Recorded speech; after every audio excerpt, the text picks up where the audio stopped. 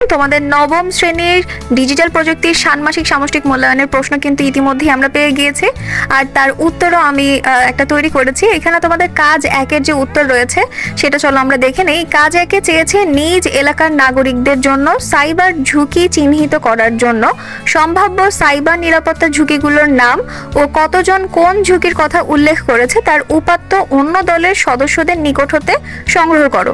তো এটা তোমরা যেভাবে সংগ্রহ করবে তথ্যটি আমি তা তোমাদেরকে দেখাচ্ছি। এটা তোমরা এভাবে করতে পারো। প্রথমে রয়েছে কাজ এক আর সাইবার নিরাপত্তা ঝুঁকিগুলোর নাম উপাত্তের সাহায্যে প্রকাশ। এরপরে তোমরা সাইবার নিরাপত্তা ঝুঁকিগুলোর যে নামগুলো পেয়েছো, মানে সাইবার অপরাধের যে নামগুলো পেয়েছো সেটা একটা বক্সে লিখবে এবং তার পাশে কতজন এই ঝুঁকিগুলোর কথা বলেছে তা আরেকটা পাশে লিখবে। এখন আমরা দেখি এখানে আমরা কি কি সাইবার ঝুঁকির নাম লিখেছি।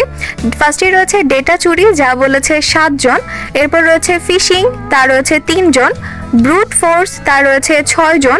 ডিডস অ্যাটাক বলেছে 3 জন এবং হ্যাকিং বলেছে 15 জন। তো তোমাদের এইটা হচ্ছে কাজ একের উত্তর। এরপরে তোমাদের কাজ 2 এর উত্তর আমি খুব শীঘ্রই দেওয়ার চেষ্টা করব, তোমরা আমার সঙ্গেই থাকবে।